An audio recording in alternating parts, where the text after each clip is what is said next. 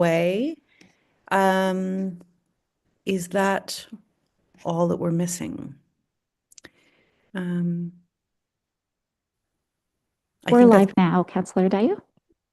I'm sorry. We're live now. Oh, were we not live a moment ago? No. Okay. Well, welcome everyone. Let's call the meeting to order. It's still 1:04 p.m.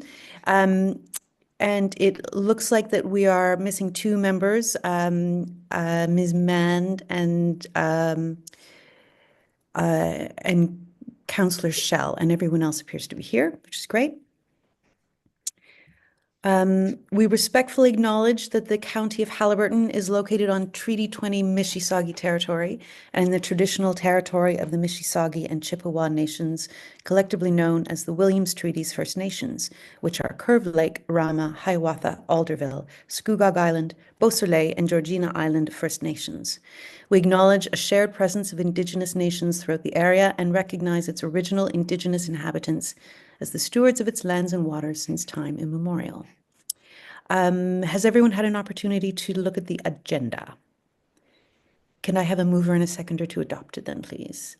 Benin and Councillor McKechnie, thank you very much. Are there any disclosures of pecuniary interest? Seeing none.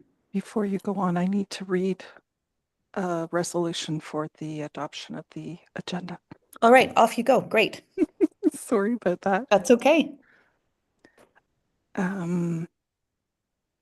Sorry about that. Moved by Ben Dykstra and seconded by Member McKechnie that the May 14th, 2025 Haliburton Joint Accessibility Committee agenda be approved. All in favor? And that is passed. Thank you very much. Pam, you just jump in every time I forget, which could be multiple times. Okay. Acceptance of the minutes. Any thoughts on those minutes? Anyone wants to share? My only request for edit is that as our warden has shifted from Councillor Danielson to Councillor Burton, that the minutes of absentees be amended to replace Councillor Danielson with Councillor Burton, as he would be the ex officio member of the committee, not Mayor Danielson. That's okay. So if there are no other comments, could I have a mover and a seconder to pass the minutes? Anne Jackson and Cease Ryle, thank you. Whenever you're ready, Pam.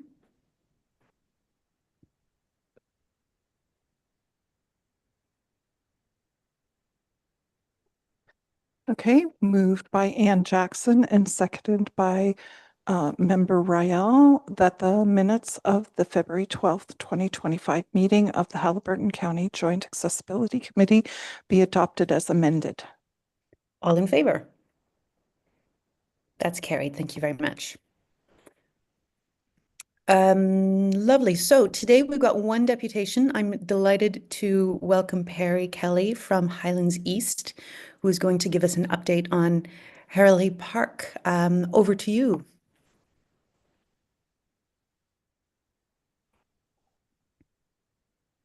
Thank you, everyone, and thank you for having me for this meeting. I'm just trying to see if I can share my screen. Let's see if this works.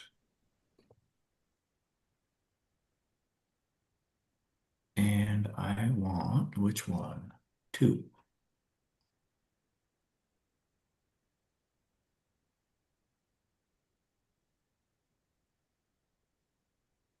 Okay, can everybody see screen two, which is Yes, a pretty picture of Hurley Park? Okay. lovely.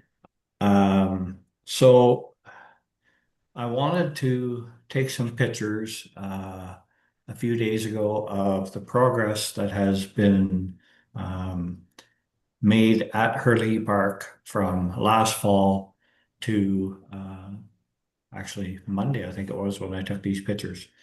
Anyways, as you can see, the beach area has been kind of scarified back. We didn't go too close to the water's edge. We did this work last fall when the work was completed, when the water levels were extremely low. They were actually low enough that they put the same type of physical barrier that you can see there that's black. There is a section of it in the water as well, and they didn't get their feet wet putting it in the water. So according to the drawings or the existing plans, which I have later in a slide here, shows the beach area. Very pleased with how this looks so far, and we are awaiting to see if the material that is there is substantial enough for sand, or if we need to bring sand in to facilitate bringing that back up to grade. The second slide is existing untouched shoreline from the beach to Schofield Road. So I'm standing on the edge of the beach and I'm looking towards Schofield Road over towards where the dam is, where the outfall of the lake is. So as you can see, we're really trying to enhance and not touch the shoreline of any areas within the park to preserve that natural beauty that has been there for a number of years. Some people will say this looks ugly. I don't believe so. I think it can be tidied up a little bit, maybe cut a bit of grass or whatever, but the natural shoreline needs to stay as untouched as possible. So now I'm sitting here or standing kind of from Schofield Road looking back across. And as you can see, there is a very small amount of material that we have grubbed back in order to facilitate the existing plans, drawings, as you would say, that were designed in 2019. So even looking in the background, you can see the point and around the corner where absolutely nothing has been touched. So very proud of that. And even here, if you look closely at the picture in the water, you can actually see the waves of the water, how it's made it into the existing sand that's there. So it's clear as a bell. The shoreline is very pleased with how the shoreline, and I keep iterating the fact that we've never touched the shoreline because it's very important to us that any work that we do has been nowhere near the water, which is very, very key for us. And then the onshore to expose the existing sand, the sand in the water is existing untouched, leaving that beach in its natural state. I gotta find the next slide here.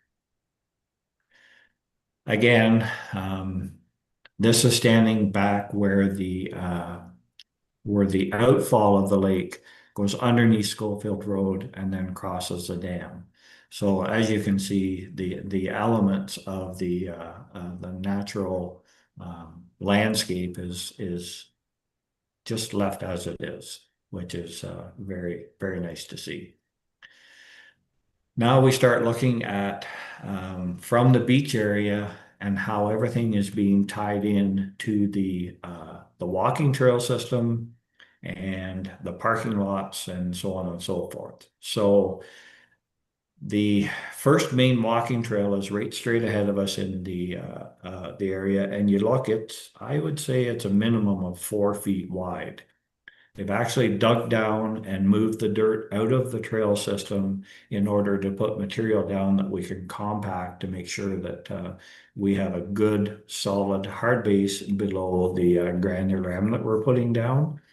And that granular M will pack really hard, and it's a natural, man-made material that was trucked over to Highland Grove a number of years ago in preparation to be used for this, for the walking trails. To my point about the accessibility, it's nice and wide. There isn't going to be any elevation changes.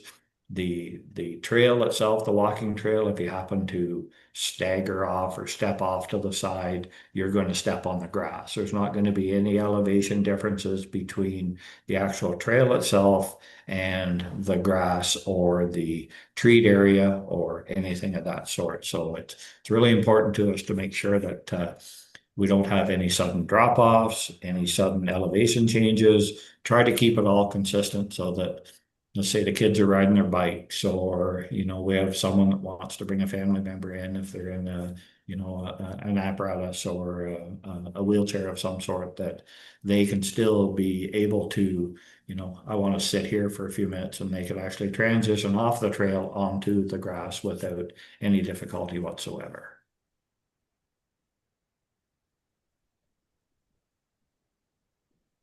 Again, here's another look. So this is looking at it from the beach area, and this is the trail that goes to the left. And as you can see in the tire tracks there, that material is not a good material that is in there right at the moment, but this is just a rough end drawing. So we will need to be able to make sure that that material there is solid as a sub base before we put the granular on top, because the sub base is what gives it the strength and the stability when we put the top base on. If you don't have a good sub base, you're not going to have a good top base when you go to put this material in. So this trail runs, so just to the left, you can see a little bit of gray area. That's the granular M that we will be using, and that is parking lot number, I'm sorry, I can't remember if it's 1 or 2, but it's the main parking lot that municipality built a number of years ago. And straight off, you can see where the trail keeps going. There's another big parking lot that was put in there a year ago. That is right adjacent to Schofield Road as well. This gives you a little nicer kind of overall picture of the whole park itself. So on the right-hand side of the picture, that trail goes directly to the back parking lot at Agnew's store. The other trail goes to the left. That goes directly over to the far parking lot. And the area where you can see the couple piles of material that are sitting there, that is an area that will be grass, but it is kind of a future area for the pavilion that won't be in this part of the project, but maybe put in at a future date. So this is now standing at Agnew Store, looking back towards the beach. So there is about a 20-meter buffer between this trail and the actual water itself. So as you're kind of meandering down through the trail, you'll be able to kind of get glimpses of the lake through the trail itself. Keeping in mind that we had cleared some of the underbrush and the deadfall stuff away that we were allowed to take, but to preserve everything that is there. And again, that's why the black fencing is put there. That's a silt fence. So the silt fence is, if it were to have a heavy downfall of rain right at the moment, before we get the material in place and packed, this will stop any sediment erosion from going on past that sediment fence, is what it's for. So this is a picture that I pulled out of our files that was completed in 2019 of kind of the master plan. So if I can roll my mouse around, you'll see now the beach area here in the light brown. This is a nice clean grassy area for people to kind of sit and enjoy the beach or enjoy the woodwork over here. The white part is the pavilion that may come into play in the future. Here is your parking lot. This is the parking lot that I referred to that we put in a year ago. And then again, all of these little trails are just kind of meandering trails. But we do have the specific trails here that are in white that tie the whole park together, either from each parking lot or out here at the back of Agnew's, which would allow you to go and get an ice cream or something of that sort. This parking lot here that we're seeing right here, we made a change of plans this spring. That parking lot was actually going to be adjacent right to the Agnew store. Well, that presented a few problems, especially with this driveway, which is on Agnew's property, and that is a thoroughfare for delivery trucks and so on and so forth coming through. So we've talked to the contractor and we have bumped this parking lot over right almost to our property line there. And that honestly makes more sense. And then it leaves this buffer area here for transitional traffic coming back in through the back of the parking lot, or having a grass area like that's shown in this picture here. So really nice way of tying everything in. You've got the two parking lots. These parking lots will be, again, the same as the walking trails. They'll be able to pull in, park their vehicles, get out of their vehicles, and we will have nothing in the way that would impede someone from transitioning straight from the parking lot into the grass areas. That way then it's fully accessible for anyone and everyone that wants to use this system. And again, tying it into Loop Road or actual Schofield Road, the trails come right out to the road themselves. So another parking lot up here where I'm running my mouse now, this one here will tie in so that if someone wants to come across and access the dam here too as well. So it's just a real nice picturesque, very simplified park as far as not making it too busy, but trying to keep the natural landscape as it is. And we're fortunate it's a very flat piece of property per se anyways. So again, here's kind of an overhead shot. This was taken a number of years ago, and you can still see that the natural integrity of the property that we are working on right now really hasn't changed a whole lot. From 2009 until the drawings were completed in 2012, there was a lot of remedial work done. There was a lot of I think the one document that I was looking at had 640 pages in it from Cambium. So the municipality and the former owners have done a tremendous amount of work in order to fix what was there as far as contaminants, but actually be able to leave it in the position that it's in, which is I'm very impressed with. So. And that looks to be about it. So I will stop sharing and answer anybody's questions if they have any. Thanks a lot, Perry. That looks beautiful. And the potential to be even more beautiful when you finish that work. Absolutely. Yeah. Are there So any there is questions or there's one point that I did want to make that I kind of missed on. So the big walking trails that are going from Agnews to the beach area, we have quite a number of trees that we're going to be planting along that walkway as well. And the nursery, there was one tree, and I apologize, I think it was silver maple that they were going to put in.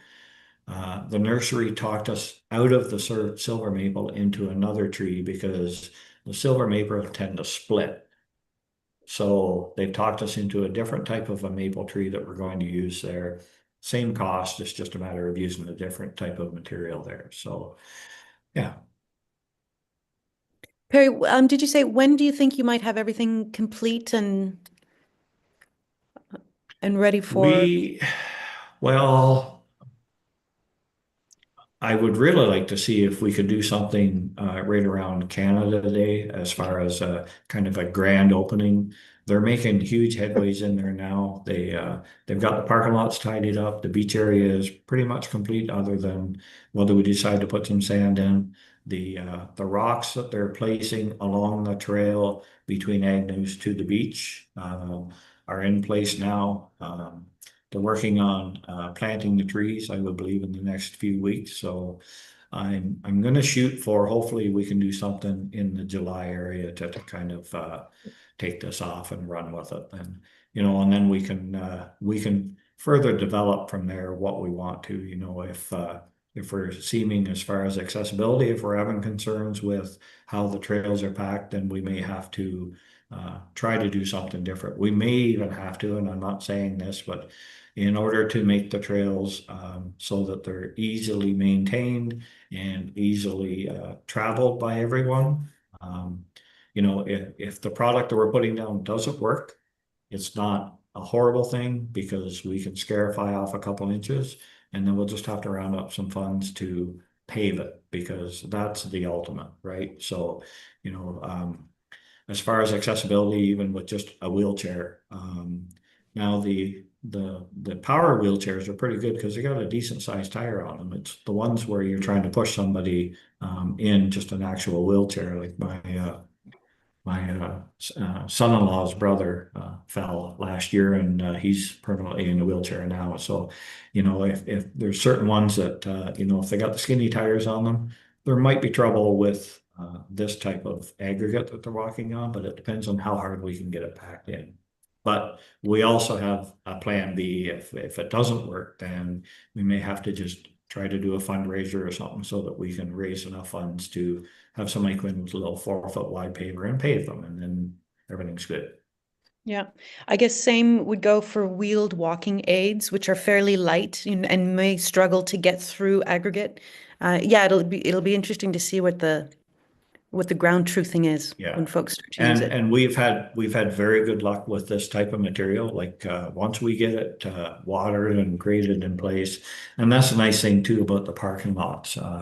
We're not planning on doing too much with them other than putting that aggregate down and a good amount of aggregate so that we can shape them up in the spring, touch them up over the course of the summer, so that if there is any fatigue to them or any areas that could be a cause for concern, we can maintain them. In future, again, if it's going to be an issue or a block for us, then we look at other alternatives. But looking at it this way and using the material, whoever designed this in 2019, I pat them on the back because the subgrade is going to be good, and the material that we're putting on is excellent as far as compaction material. And if it doesn't work, then that's a great subgrade to use Right. to go ahead and put a more permanent solution to it. Yeah, yeah, good. That's great. Mhm. Questions and comments? Cease, you must be pleased. Yeah, go ahead, Cease. I, I am very, very pleased. I have absolutely no doubt whatsoever in Perry's capability of doing what's been done and improving on what we already had proposed. I guess I've had this discussion with Perry before, but I think it's important that you're made aware of it. Now, there is going to be a plan for benches to be installed strategically along all of our parkway. So I guess my question to Perry would be, would we consider that as part of phase 1 or phase 2? Because I realize you don't want to put benches in because they got to be theft proof, which would make sense if we're not 100% sure that that's the final result that we want. So have you given some thought to things like that, possibly tables where people could sit and or benches? And would that be in phase 1 or phase 2? Yeah, I apologize, Deputy Mayor Ryle. I should have mentioned that too. It is in phase 1, and we are actually using some of the existing beams that were left on the property to build very heavy-duty benches along the walkways. So again, we are hoping that product will work well. If they're stronger than I am. But again, they will be permanently placed along the walking path, and that will be completed in phase 1. Again, there's always room for improvement, especially in a park like this, and leaving it as natural as we are leaving it. We're very fortunate because then we can still work with it to make changes, adapt to certain criteria that need to be hit, and it's definitely. We'll get the grand opening, we'll get it open, but it doesn't have to stop there. It will be a working in progress as we move through. The agricultural group wants to get in there. We're really excited to see how this can be enhanced and kept moving forward with it as we move through it. So, Ben, you have a question? Yes. Is it possible that when we reach phase 2 of the development that maybe we could add some signs along the parkway? Because I know the few times that I've trailed, I've always gone with someone else and they were able to inform me that, say, for example, keep your power chair on the left side because it's easier to avoid like a pothole or areas that a chair might go off to the side or whatnot. But I do think that we could either have a sign advising people what side of the trail is safer for a wheelchair, or maybe even a communication board in case somebody brings like a non-verbal disabled person out on a trail. Very good point. Yes, that would be something that we would most definitely like to work on moving into phase two. I think phase one is everyone's been very antsy. Even the Hurley family have been contacting us quite often saying, when are we having this open? So the key element here now is let's get it open so the public can enjoy it, and we're so close now. We can add signage of any sort. A signboard is a great idea, Ben. That's just phenomenal. It could be coming events or it could be anything. We could have sections that you could keep replacing on those signs so that we keep them updated. Anything is definitely possible with especially going into phase two of this. Walt.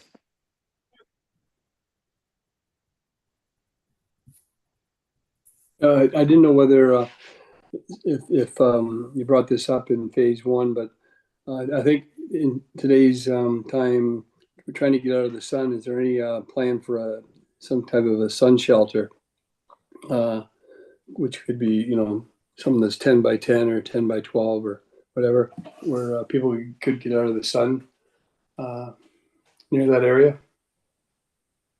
I think what we could do there, we do have a shade area which would be adjacent to the beach area, which would be fairly accessible for everyone as well. But the pavilion, I'm thinking, is where that would provide the best shade shelter. But not to say that we couldn't, put something up even in the interim that would be, fairly cost effective for us to do as well to protect. Those heavy rays. I just think it would be better if it was down near the water, on a platform or something, or where people could sit and watch activity going on out of the sun.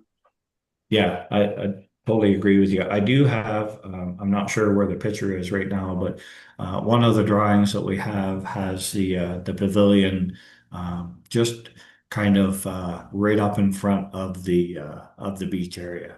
And it's if you're familiar with the one that's in Gooderham at the where the fire hall is in the park area there, in between the fire hall and our one municipal building there.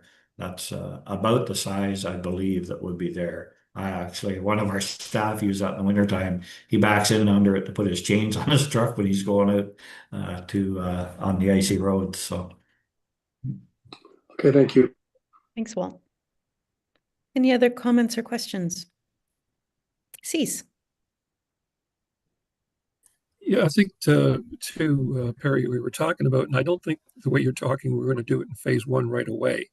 But I know there was some concern and discussion at previous meetings in different areas about the accessibility to water. And that is to say that we have people that are restricted in their mobility. I know we're going to be putting some kind of docking in there, if for nothing else, to let little people catch fish and other kinds of stuff, possibly to have canoes and stuff tie up to. I would assume that would not be in phase one. But having said that, would there be any thought to that point about looking at opportunities there where people that are more restricted could get access to the water? yeah, that's definitely something that we can keep in consideration. And my personal preference would be to have that dock in between the beach area and Schofield Road, kind of where, if sorry, you can't see the picture now, but in the wooded area between the beach and Schofield Road. That way, then we could even implement another trail that would go right down to it. Because if you put it in the beach, the only ones that can access it, and you don't really want it there because if someone comes in with a canoe or a boat and they want to park there, then they're going to be parked right in the middle of the beach. So I think off the beaten path would be good, and it's undisturbed soil there too as well. So I think that would be a better opportune place for us to be able to kind of facilitate a ramp, so to say, down to the level of the dock. So, and we have, I think, 4 areas now where our Parks and Rec department will put docks in for the season. So that would be minimalistic for us to do one here as well. Cease, does that cover your question? When I was listening to you, what I had in mind was accessibility for someone to enter the water physically and enjoy the same swimming space as others. Were you thinking about only canoe access, etc., or also general participation at the beach? Well, I was thinking of the general participation of the beach, but then I have a funny feeling that what Perry is talking about now is going to be an opportunity. No, well, I guess I could call it an opportunity, but it would be, I guess, more in the challenge range of if we were going to be able to do that and have the people who are restricted, we would have to consider some kind of a portion of the beach where we have a synthetic or like a wire path or something that would give a wheelchair the ability to get down close to the water, maybe enter the water slightly. But now that I'm hearing what Perry's saying, I have a funny feeling that would be considered, but I don't think it would be in phase one. If I'm wrong, Perry, please let me know. Well, I don't know if it would be able to. We could possibly look at it again in the interim, the same as the having a temporary shelter put there. So if we were to put it kind of straddle the edge of the beach and the hard pack area, there could be an opportunity there before the contractor leaves, is that we could have a designated area that would be ramped down to a flat spot that could be an area where somebody with accessibility could either enter the water via the beach or go up onto the dock itself. So we would want that area to be serve many purposes other than just a catch-all for somebody wanting to bring their boat in. Little ones to go out and, catch a fish off the end of the dock, or it could even be an L shape, type of thing. They're very simple to configure how we want, but we really have to look at how we can make certain that whatever we tie up into the shore is a best fit for everyone that would be involved, that would want to use that, not just right, to make sure that it's secure to the shore and secure for everyone to use it, mobility or not. Ben, you have some thoughts? Well, I mean, since we're talking about doing activities that are near the water, one thing that I would suggest is that when I was a little kid, I used to go bass fishing with my dad. And what I would recommend is that we consider getting like a hoist device, perhaps, to help people with disabilities and mobility aids of all weights and sizes be able to get into the canoes and to the boats. Because even if we're just talking about kids going fishing, parents are going to reach a point where they can't lift their kids into the boats. Yeah. Yeah, and very true. I don't know if though I believe we've spoken about hoists before at the committee. That might be something to take away and do a little bit more research on in terms of costs, etc. Just overall, and not just for Highlands East, but just it's a consideration for cottage country for sure. So that might be something that we at the committee could do some research on and share with our lower tier townships, because it affects everyone. Right. And I'm just saying that because, sure, it's one thing to bring guys down to the water to get maybe dip their feet in the water. But I mean, if I'm a disabled kid and I'm watching those guys in the canoe, those guys in the boat having all this fun, and I find Yeah. out, oh, parents can't lift me in, they can't get me into the boat, I'm not going to feel very happy about it. Yeah, absolutely. Yeah, good point, Ben. Mhm. We That can would certainly. be definitely something that we would look at in future phases. Mm. Again, I'm thinking that at this point, let's get it open. Then we can plan things as we progress through. I think we're going to find this to be a working in progress, and I think it's going to be a very busy park for everyone involved. So having the draft plan done and in place and getting the key elements done, then we can work on the finite details afterwards, whether it be phase 2, phase 3, or what have you, right? Yeah. Mhm. Sue. Hi everyone. Thanks so much for this, Perry. It's been great to hear about these these plans that are ongoing and future plans. I just wanted to note, this is more Highlands East Parks and Rec Department discussion perhaps, but I just wanted to note that the augmentative and alternative communication boards that this committee has been championing, I believe that Hurley Park is the location that Highlands East staff has sort of pinpointed for an AAC board moving forward once you're in a different phase. So the AAC boards that are currently at Dysart Parks, a similar one will be installed at Hurley Park, is my understanding. That's Okay. great. Yeah. Anything else for Perry?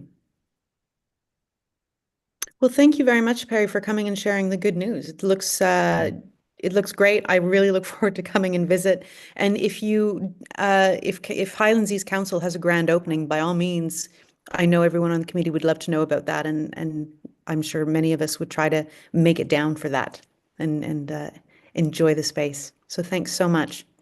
Oh, you're welcome. Thank you for having me, and it's a pleasure. We're excited to get this park open and make sure that we can capture the true beauty of that end of the lake, especially, even Yeah. driving down Tall Pines Road or any other roads, and you look back and you see the difference that's there now. It's just wow, this is awesome. So we're really excited about it. That's amazing. Thanks, Perry. Okay, thank you, Have a good everyone. afternoon. You as well. Now, I have a Pam, resolution. do we have a resolution to receive? Mhm. All right. Would you like to read that for us, or just so people know Sure. what it is? That the presentation from Perry Kelly regarding the Hurley, right? Early? Hurley. There we go. Hurley Park be received. Park. So I Be need a received. mover and a seconder. Okay, yeah. So a move. Sorry, I thought maybe you had more to that sentence. Could I have a No, mover that's and it. That's seconder, it. please? Ben and Walt, thank you very much. I think we're fine without having to Yes. reread that. Yeah. All in favor? Great, and that's carried. Thank you very much. Moving on to new business, we've got one verbal update for stopgap and then a little bit of brainstorming to do. Sue, can I turn it over to you for the stopgap update? Absolutely. Thanks for that. I wanted to include this item on the agenda for future meetings and updates going forward. I believe we'll be speaking about this at numerous meetings going forward. At our last meeting, we discussed this stopgap project and what it might look like here in Haliburton County. I have reached out to both the stopgap coordinators and have been researching neighboring municipalities who have enacted the stopgap project in some form in their own communities. So just to let everyone know that I plan to bring forward a report at our next meeting in June with more information about the stopgap project. But I wanted to ensure it's on the agenda so that moving forward, we know that we can discuss it. Great, thanks very much. And although this isn't stopgap related, it tangentially ties. I spend quite a bit of time in Huntsville, and I don't know if all of you had an opportunity to visit Huntsville in the last year or so, but they have repaved the pedestrian sections of their main street quite beautifully. I know there's a lot less parking on Main Street now than before, but what there is a much larger pedestrian area, and every one of the retail fronts has a lovely bespoke accessible entrance to it. So there are no more step ups. There are no more gaps. And everyone has been tailored to that property because Main Street is on a bit of a slope that changes, and it's quite sophisticated and beautiful. So I note for the councillors in the room that as we think about our main streets and repaving as time goes on, there are some really beautiful examples in the neighborhood of where accessibility has just been built right in to how we do it. So it's a bit of an aside, I realize. Probably should have put that under AOB, but here we are. Here we are. Okay, thanks very much for that, Sue. Um, Next up is National Accessibility Week, May 25th through May 31st.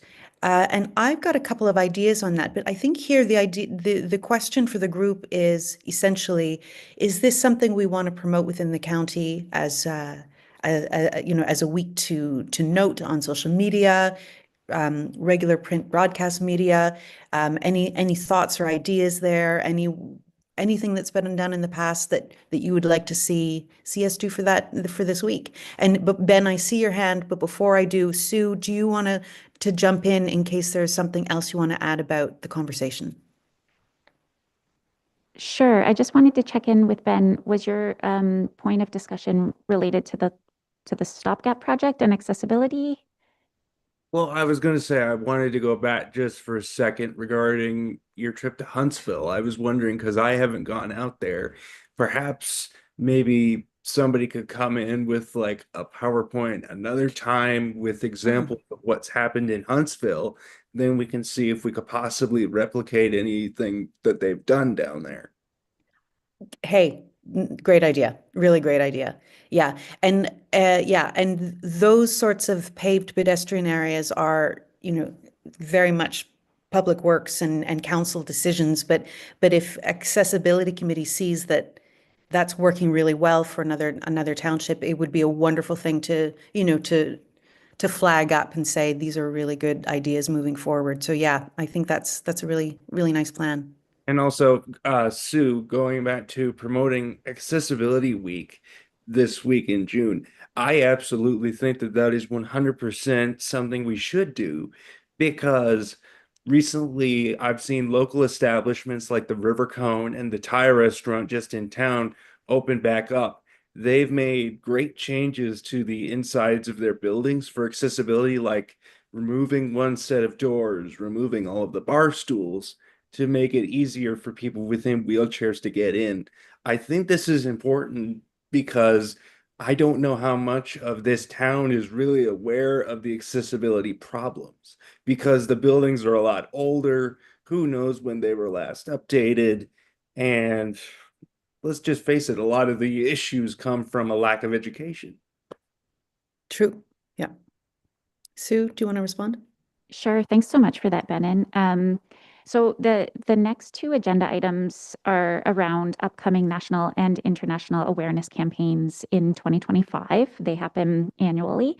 At the next accessibility meeting, we'll have an opportunity to discuss this committee's budget and what types of programs and initiatives we might want to consider for 2026. So something to think about, just put in your head to start thinking about there.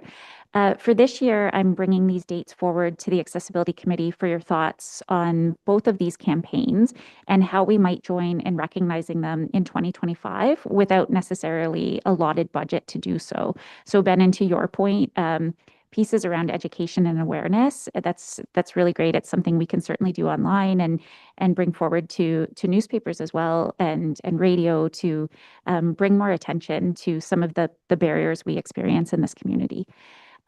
So just as some background, National Accessibility Week runs from May 25th to 31st. So it's at the end of May each year.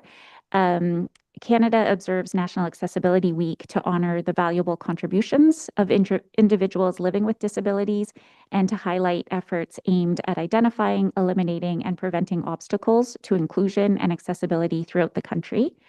It really recognizes the important contributions of people with disabilities and encourages efforts to remove barriers, so creating a fair and welcoming society for everyone. International Day of Persons with Disabilities is acknowledged on December 3rd each year. It's observed globally, and this date provides an opportunity for governments, organizations, and communities to come together to raise awareness, promote inclusion, and take action to improve the lives of persons with disabilities.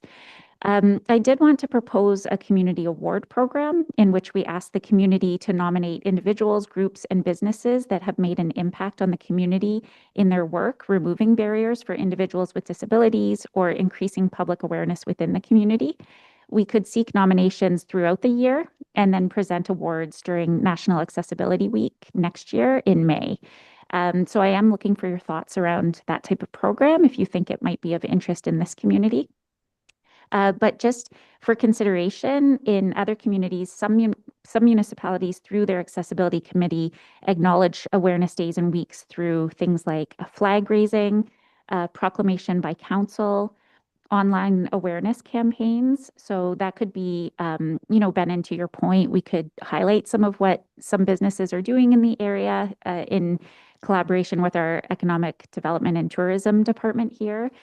We can also share campaigns from other communities or from national organizations. Some communities acknowledge Red Shirt Day, which is on May 28th. This is a day of action for accessibility and inclusion and Easter Seals Initiative. We can share and promote webinars, including those by the Rick Hansen Foundation. Often those are free virtual webinars, so anyone can take part with access to the internet. And some communities also engage a week of events, including things like sensory skates, equipment trials, education sessions, neighborhood walk and roll events, or experience programs. So experiencing what it's like to have a disability in this community and what that encounter might be like if you're walking down Main Street, for example. So those are just some different ideas, but to Chair Dayu's point, really looking forward to hearing what the committee thinks we might be able to take on this year and potentially going forward as well.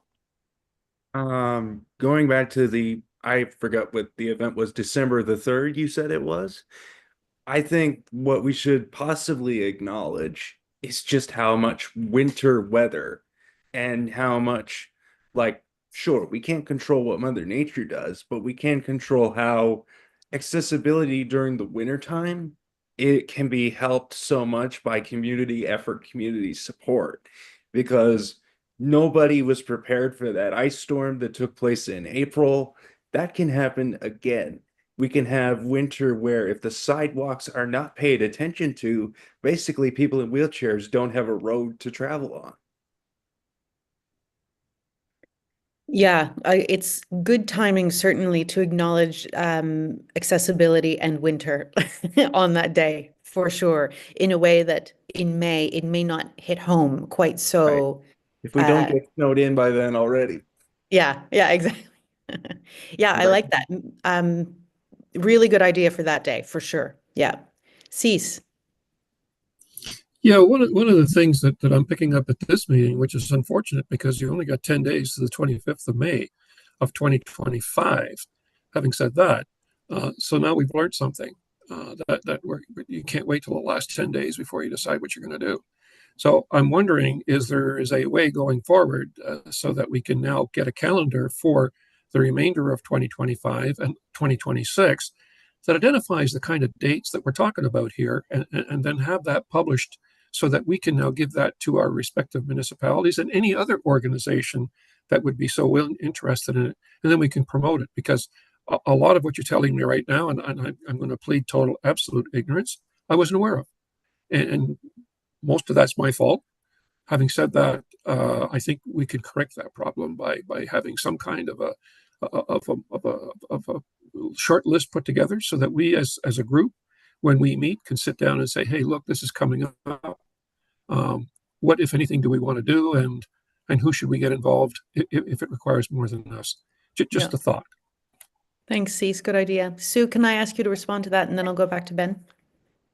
Yep, absolutely. Thanks so much for that, Member Ryle. Absolutely. We had hoped to bring this forward at a previously planned accessibility committee meeting that was postponed due to the ice storm and state of emergency. But I think it is helpful to look at least a year in advance where possible.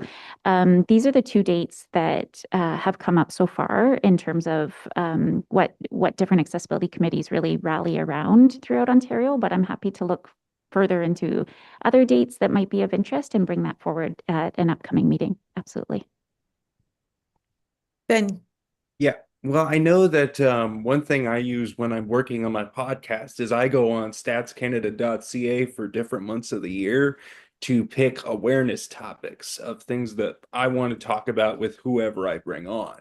we can kind of use that information combined with the data that we get from our community to recognize, okay, it's the month of June. This is a subject that we either need to focus a project around, or this is a thing where we need to ask for community feedback. Say, for example, March is Cerebral Palsy Awareness Month in Canada. If we can plan in advance and work something around it, maybe events at like the cultural center in town, or we can ask for the public opinion. The awareness month for this particular thing is coming up. What would you like us to do? Yeah, nice one. Thanks, Ben. Now, given that we only do have 11 days, actually, see, it's not 10, 11 days.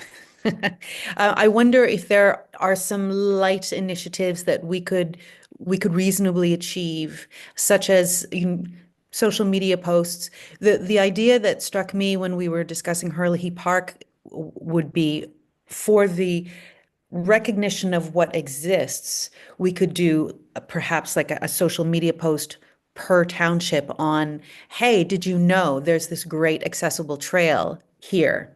And in Highlands East, and then a different one for Dysart, and a different one for Algonquin Highlands, etc.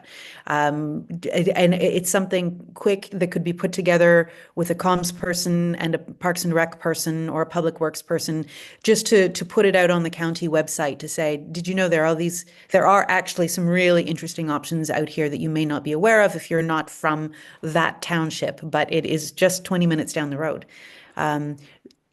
Quick, relatively easy for this week, given that we only have a few days. But that would satisfy part of the intention of the week. But the first part, which is celebrating the contributions and capabilities of our beautiful, diverse citizenry, would not fall into that. So maybe there's something there, or other ideas too. I put it to the group. Anything else you'd like to see done for the week that's reasonably attainable? Cease, do I see your hand? Yeah, one of the things like we have every municipality has personnel issues and so on and so forth. And we have a person who is she's called the Business and Economic Development Coordinator for Highlands East, but she's probably more involved with public relations and all kinds of great, wonderful things that this may fall into. I was wondering, and again now, if you give it to me and you want it lost, you give it to the right person. I will lose it beyond all understanding, and I won't remember where the hell I did with it or if it's going to happen.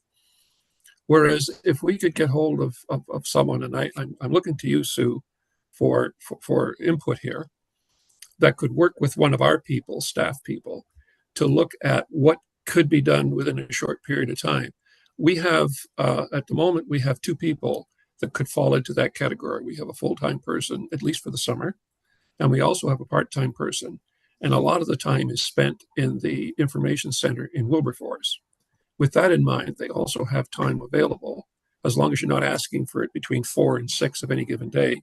But as time allows, they can put together research stuff that might be able to do it. So I don't know if any other municipality has that opportunity, but I know we do. But it would require somebody to coordinate across the 4 municipalities to do that. So I'm not sure, Sue, if I'm talking to the right person or I'm just sinking you down with an albatross. I'm not really sure.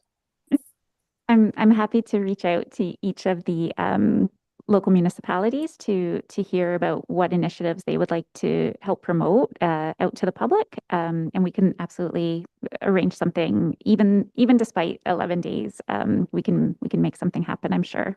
Thanks so much for that.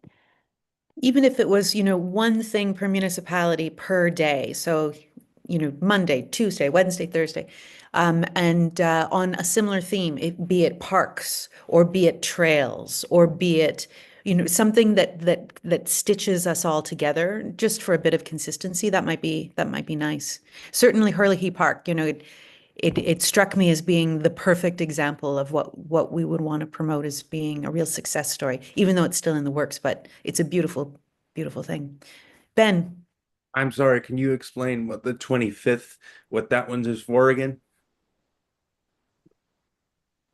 Sure. So it's called National Accessibility Week. So accessibility, or NAAW, that honors the valuable contributions of individuals living with disabilities and to highlight efforts aimed at identifying, eliminating, and preventing obstacles to inclusion and accessibility throughout the country. So it's a time to promote accessibility and inclusion across Canada. And it's an entire week that recognizes the important contributions of people with disabilities and encourages efforts to remove barriers, creating a fair and welcoming society for everyone. Well, here's what I'm thinking because I was just on Canoe FM promoting my podcast last week. So what I'm thinking is maybe if we went through our information and we found some people, perhaps we could do like Canoe FM shout outs or something. So, like who would you have in mind as an example so that the rest of us understand? Well, I mean, like for example, when the River Cone was opened up last year, I could not very well drive through it because it was blocked off by their condiment cart, their bar stools, plus the lineup of people that you have. Right. And I have to go in through the exit to be able to order whatever I'm going to eat and then turn around and go back the other way. Yeah. Now that he's taken the door out and removed the bar stools, it's a lot easier for me to get in. Or in the Yeah. Thai restaurant, they had a door that you open to get in, and then they have the doors to the dining room. Now, if I can't get somebody to open that for me, that's incredibly difficult, but they took the dining room doors off. So that makes it a little bit easier. It's still a challenge, but it's like work in progress, even though it's not completed yet. So by acknowledging things like that on Canoe FM for maybe a 30-second spot, then it's like, okay, at least the community knows that changes are being made. Yeah. Yeah. So businesses and yeah. Yeah. Yeah. Public spaces. So you are obviously very well versed in media, all things. Is that something feasible for this year? Is that something Canoe might consider? Through you, Chair Dayu, I can't speak to what Canoe's schedule might look like right now, but I know that, they champion in the community. They are champions of the community. So I'm happy to reach out to them and see what we might do on the radio. It's a really great idea, Benin, to just reach out to the community and make sure those discussions are being had and to highlight some of the great things that are happening in the community as well. And then if we could schedule, I don't know, even next meeting or a number of months from now or whenever the appropriate time is, your idea of, a possible program, a recognition program that takes a much longer lead in time. We could start talking about that anytime, really, and keep it on our agenda for next year. Yeah, the idea there would just be to leave it open all year so that people have the time to nominate folks or think about who they might nominate, Yeah. and then make those announcements during the week of May 25th to May 31st. Right. I've seen it done in other communities, and it's been quite successful in highlighting the contributions within the community. Could we maybe exclude my name for as long as I'm on this committee? Because I don't want them to think like, oh, they just put this award out there and then they nominate a guy who's on the committee. Yeah, I think, Ben, that's probably a very wise idea. Although I don't know if there would be a particular conflict of interest legislatively on that, but I hear what you're saying. Yeah, we can certainly applaud you in the background. Okay, I'll take it. Any other thoughts on either of those 2 days or the 1 week and the 1 day? I do love the winter connection. I think that's such a good idea. And we've got time to work on that before December. Anything else? All right, thank you. Pam, do we have a resolution on any of those things? The only thing is if we wanted to have council do a proclamation, then I Right. think we would have to have a resolution to ask council to do that, like to direct staff. Otherwise, I don't know. Sue, do you know whether even a proclamation needs? I'm not really sure. I'm sure we could do it without one, but if you wanted one, I could whip one up here. Now, county won't be meeting again until the 28th. 28th, we're halfway through that week. Okay. Right. Which is pretty good. And yet we'd have to have county agree to do a proclamation on the day they do the proclamation. If we're going to do that, then I would definitely recommend if you're going to hand out the award, you probably want to do it during the spring and summer months. Yeah, as Sue says, that could be an ongoing thing. But if for the proclamation for this, just of the recognition of the week by council. Okay. Yeah. Could we, yeah, typically it wouldn't happen on the same day as they agree to do it. Just, the visuals, basically. I wonder though, it could be that the warden could choose to do it in his remarks. And that might be an appropriate way forward.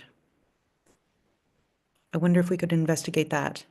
And I'm happy to bring forward some wording there if required, for sure. Okay. And that wouldn't require a resolution. That's just exactly. Yeah. Yeah, I think that might be, given the timing, I think that might be the way forward. Yeah. Sorry, yeah. Yeah, the only problem with some of us, like for instance, I'd like to be able to do it at the lower tier as well. The bad news is our May meeting was yesterday, and we won't meet again now until June. So even though Warden Burton is also Mayor Burton, he does not represent both specifically in both cases. He has a broader representation at the county than he would be as Mayor of Highlands East. But it would have been nice if we could have done it too. But unfortunately, we do not meet again now until June. Well, drat the ice storm that prohibited our conversation from happening this time last month, because the idea was, to be able to get things to folks in more time than this, and we really were scuppered by that ice storm. If there is a social media post that can be put out by your township, that might be a nice way of tying that shoe, so to speak. Sue? Thank you, through you, Chair Dayu. And to Member Ryle's point, that's wonderful to think about that collaboration. So even though you might not meet until after the week, perhaps there could be a note of the week happening and what happened at, how we acknowledged it here this year and how we might move forward to acknowledge it. But I'm happy, again, to coordinate that with staff at each local municipality. That'd be great. Thank you, Sue. All right, so I don't think then we need a resolution on those things. And I see the next point is our next meeting date, which is Wednesday, June 11th at 1 p.m. And we'll try for in-person again. But I'm glad that people were able to pivot at the last moment, so thank you very much for that. And I think all we need now is a motion to adjourn. Would someone like to move? Ben, thank you. And Councillor McKechnie, second. Pam, do you want to read that? Mm-hmm. Moved by Ben Dykstra and seconded by Member McKechnie that the May 14th, 2025 meeting of the Haliburton County Joint Accessibility Committee now adjourn at 2:08. Wonderful. All in favor? And that is carried. Thank you, everybody. Really appreciate your time and your great conversation today, and we'll see you in June. Take care, happy guys. National Accessibility Week. There you go.